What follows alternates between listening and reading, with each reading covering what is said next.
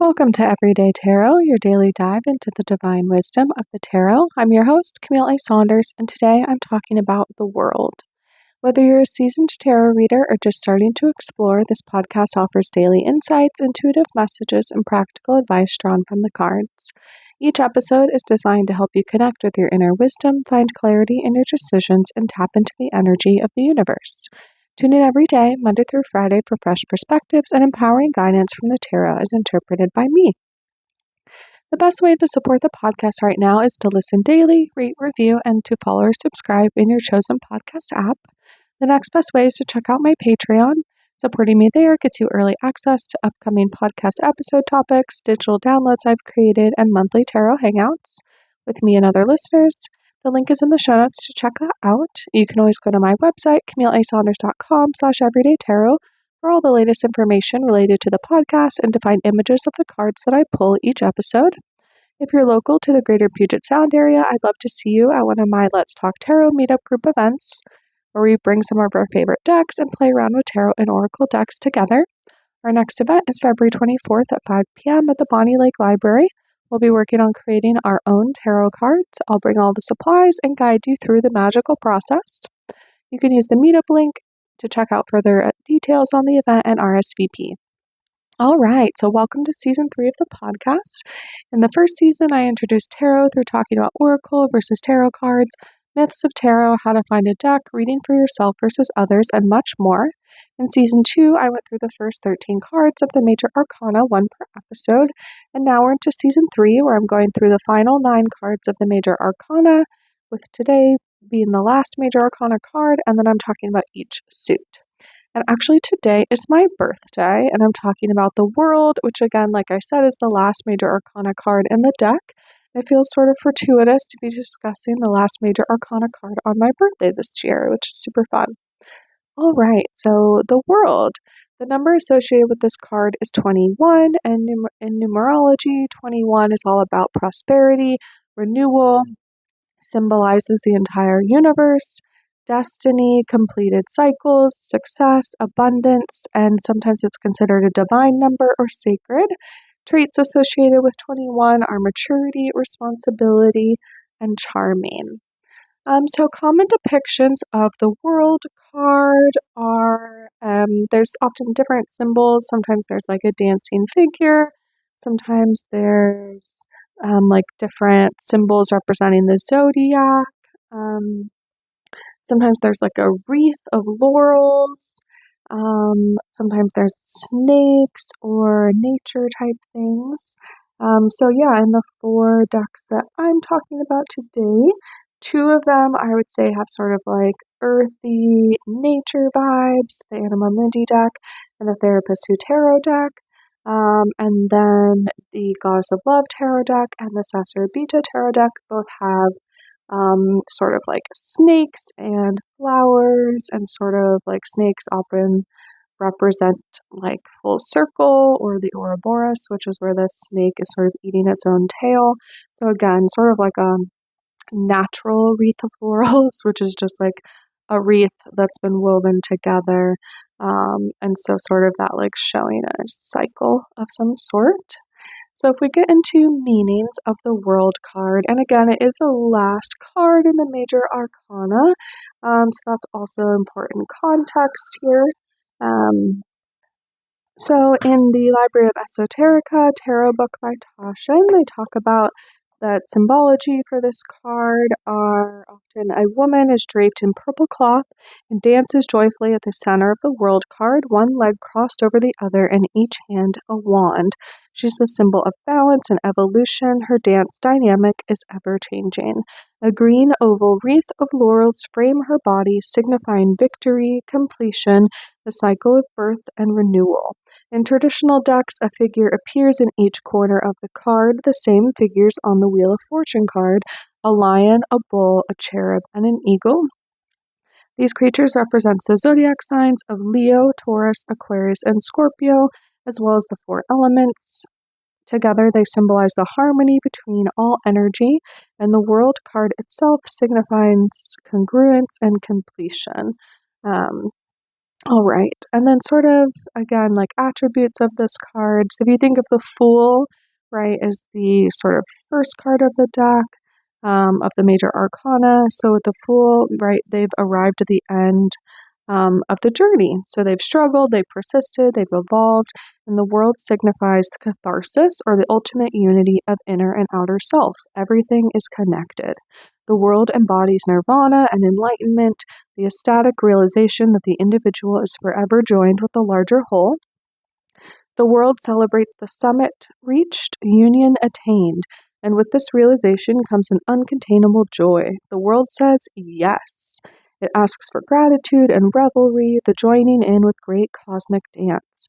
The student has become master, and just as the world card marks the end of one quest, it also hails the beginning of another. So again, if you think about the Major Arcana as like a journey, the Fool being the beginning, blissfully stepping off that cliff, ready for whatever's coming next. The world is sort of the ending or representing, right, that the cycle then, one cycle ends and another begins. Which again, looking at a lot of the world cards, right, I think that's why there's a lot of like circular imagery, snakes, which again are usually about transformation or cycles. Um, Nature elements, which, right, when you go out into nature, you often are confronted with the realities of the cycle of rebirth and death and rebirth and that type of thing. So let's look at some of the tarot deck books for guidance about the imagery for these cards. In the Anima Mundi deck, the world card is depicted as the Amazon rainforest. It says the Amazon rainforest accounts for 20% of the Earth's oxygen production, giving it the nickname the lungs of the Earth. This card is all about wholeness, unity, and understanding. The fruits of your labor have paid off, and you have a sense of closure now that the cycle has come to an end. You are starting to see the big picture and where you stand in the world around you. So it talks about that the upright themes for this card are completion, triumph, end of a journey, unity, travel, and global awareness. So that is the Anima Mundi card. If we look at the Therapist Who Tarot card, this is the other one that sort of looks pretty naturey. It has a like human figure looking person in the middle, but instead of having like legs, they have like roots, like a tree or other plants that are sort of holding them down or like rooting them into the ground. And they have this sort of like circle of green around them that sort of looks very earth-like. The word associated with this card on this deck is success. And on the back of it, it talks about what is the riskiest thing you've ever done, about what should you be more careful, and when was the last time you lied. It's very interesting. In the Goddess of Love tarot deck, what's depicted on this one is again sort of a snake in the middle. It's sort of wrapping around what looks like an anatomical depiction of the heart. And then there's sort of, it actually, I think it does represent the wreath of laurels, because you see sort of like a woven plant material looking thing, and then there's these pink roses sort of woven into it. Above the heart, it depicts almost like a flame coming out of it. And again, like a lot of the other Goddess of Love Major Arcana cards, it has these red droplets of blood or tears that are sort of coming from the heart in the middle of the card. So in the deck guidebook for the Goddess of Love tarot deck, they talk about that the goddess depicted is the heart, and the astrological correspondents for this card are Saturn and Earth. It says, the world is the goddess of love as the goddess of death, a golden beacon for all you've gone through, moved through, healed, and accomplished. It's an ending point, but also the beginning. The goddess of the world isn't a goddess at all, but the temple that holds her emanations within you. The world is the heart, which holds the wisdom of the tarot, the mystic teachings of love and sex, and the mysteries of the goddess. It generally signifies the end of a cycle or the completion of work, whether the great work or a little work, and is the culmination of the other 21 keys. Through the lens of the divine erotic feminine, the world is a rite of passage that propels you into a fresh chapter, a new relationship, a new ritual, a new path, a new marriage, a death, a project, a new child, a new perspective, or a new devotional relationship with a deity. You've acquired knowledge through the trials and tribulations of lust and love, and the energy of the goddess has become embodied within you. It's time to enter a new era as the goddess of love and lust. All right, and the affirmation associated with this card says, I move through cycles of death and rebirth, centered in my magic, love, and lust. And the journal question states, what cycles are ending and what cycles are beginning in their place for this card? All right. And then the final deck we're looking at today is the Sasorbita Tarot deck by Stasia Burrington. And again, on this card, what I see depicted before I look up the deck description of it is a person. They are naked. They're sort of standing in the middle, almost of a frame, but the frame that's around them is a snake that's eating its own tail, which is like the symbol for the Ouroboros. There's like different flowers around and leaves. It's very naturey.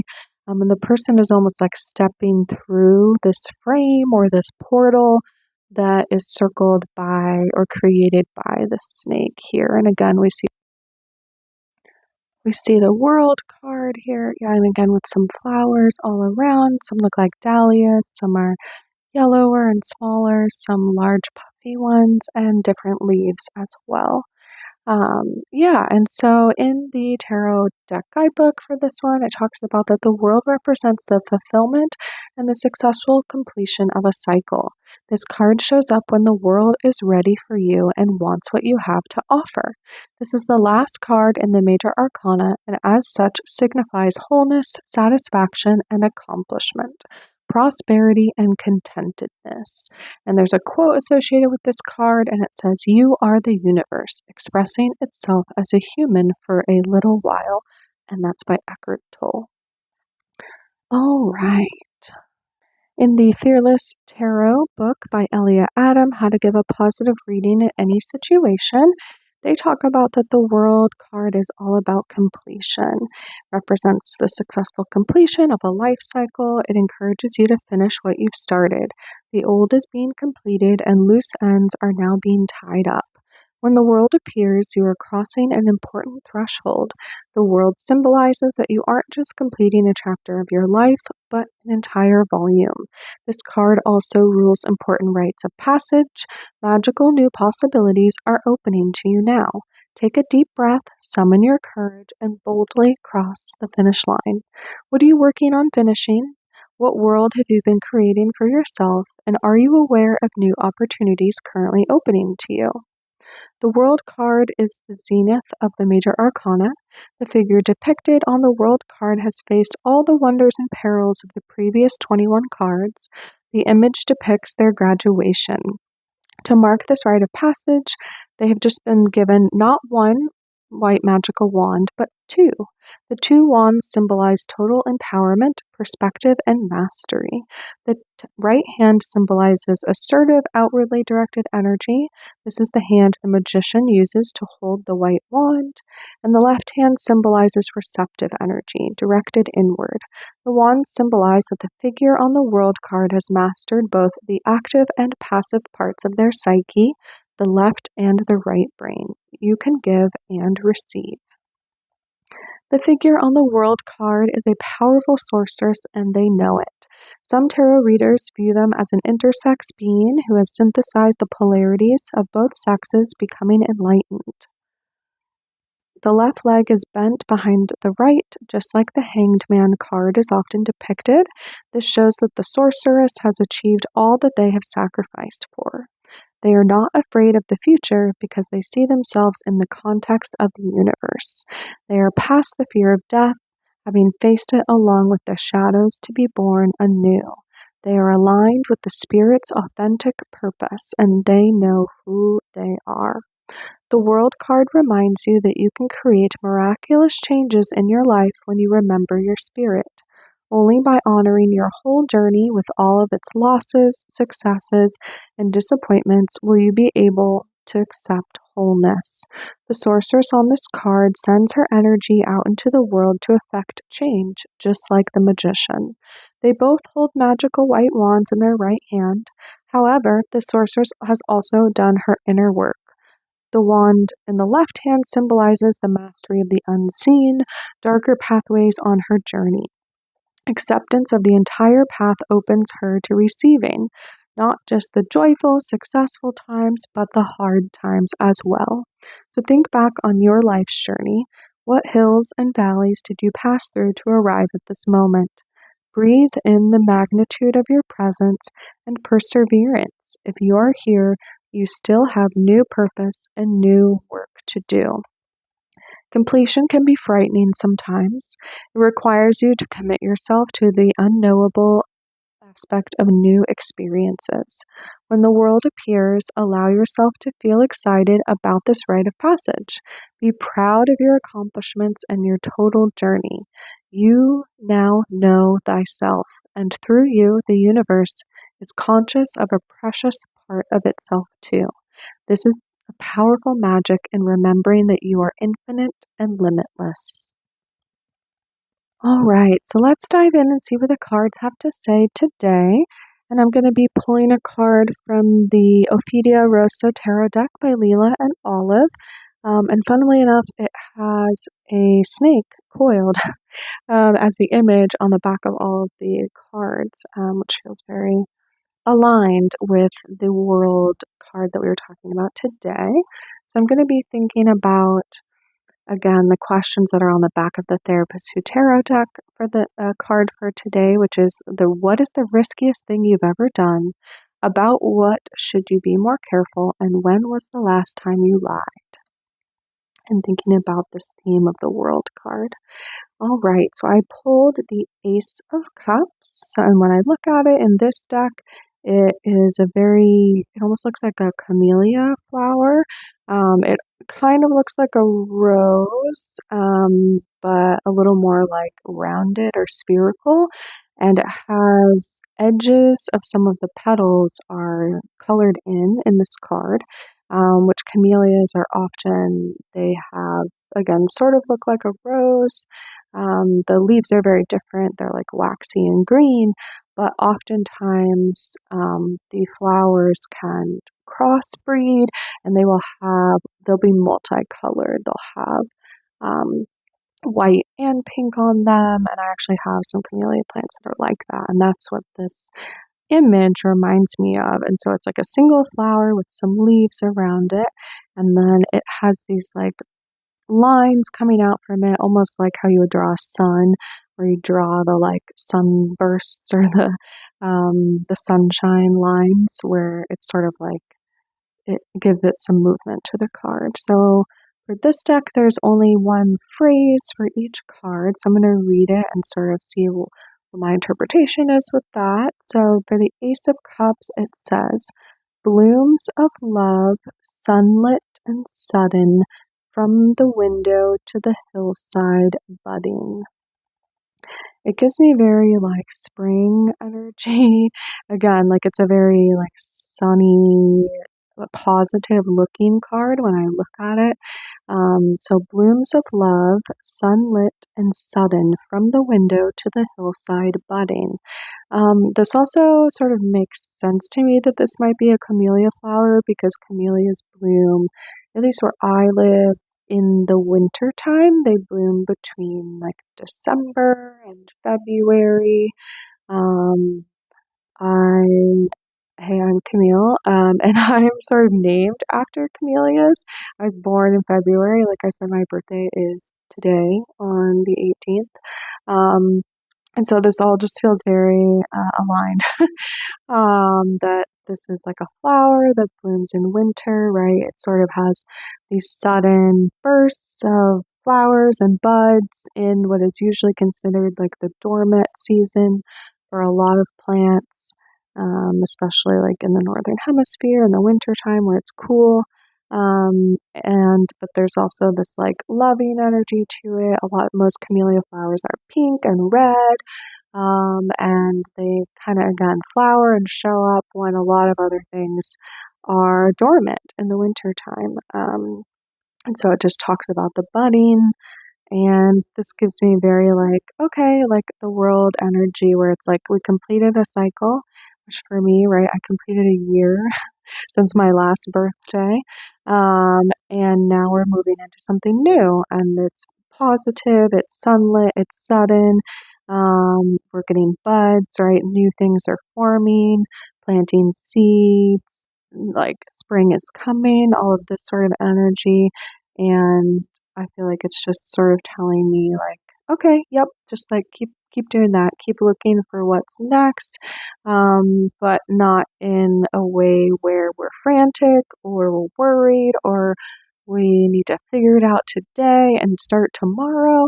It's just more of a restful, like, curiosity about, like, okay, feels like we're ending something here, right? Like, I'm getting close to ending a season. Today we're talking about the last Major Arcana card.